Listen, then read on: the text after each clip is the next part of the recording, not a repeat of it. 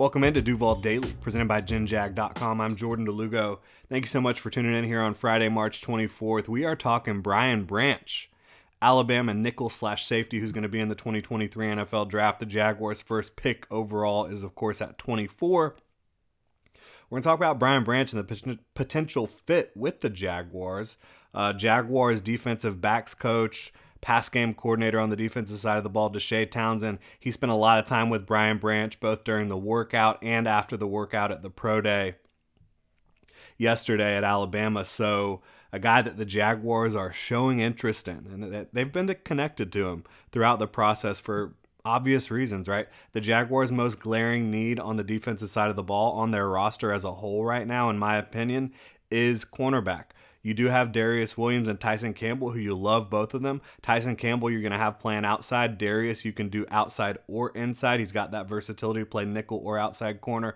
I think he looked best outside, which leads me to wanting to attack the nickel position. And you don't want to draft for need, but sometimes need and value align, and it works out perfectly for you. And that would be the case if Brian Branch falls to 24 for the Jacksonville Jaguars. He's currently the 8th ranked prospect on my board.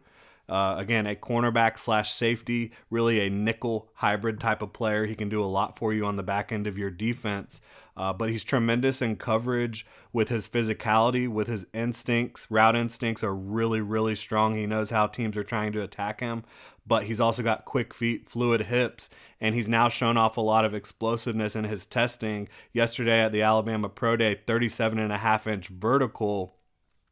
He posted a 10.5 broad at the combine, so you see a ton of explosiveness. He does not have elite long speed, right? He's a 4.5 type of guy, and that's fine.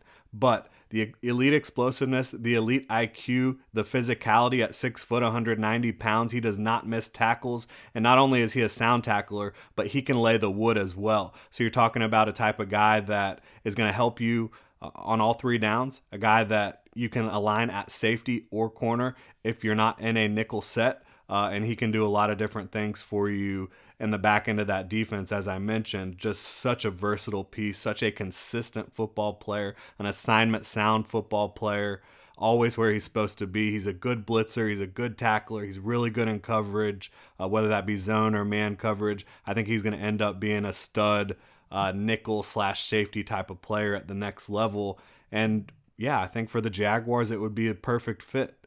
Perfect blend of need and value for the Jacksonville Jaguars if he was able to fall all the way down to 24. And look, it is possible that he falls to 24 because of his projected role. There's going to be teams that want to draft outside only corners, right, in the first round, or teams that want to go after an elite offensive tackle or a pass rusher, different things. Usually nickel only type players, and he's not a nickel only in my opinion, but this type of player doesn't really normally get valued, especially when they don't have out of the world testing, which he doesn't have crazy testing. He has good testing, not great testing, but that good testing combined with the film is more than enough for me to feel very confident about Brian Branch being the top nickel option in this draft. One of the top safety options in this draft if you wanted to draft him to just play free safety for you, a combination of free and strong safety and line up in the nickel. I think he can do so many different things for so many different defenses. But yeah, you plug him into the nickel in Jacksonville, now you've got a trio of corners who can all cover, who can all tackle, who you feel really good about, across the board. And then that bumps your guys down that you have the depth chart, right? Trey Herndon bumps him down the depth chart. Buster Brown, Tavon Campbell, Gregory Jr., Chris Claybrooks. You're creating more competition at the back end of the roster by also adding a guy like a Brian Branch. No doubt about it. And again, the Jaguars, Deshae Townsend, defensive backs coach, pass game coordinator, spent extra time with Brian Branch. They are not afraid to show who they're interested in, and they should be interested in Brian Branch. There's no doubt about it in my mind. A guy who is a consummate professional already. You can tell his mental preparation is second to none.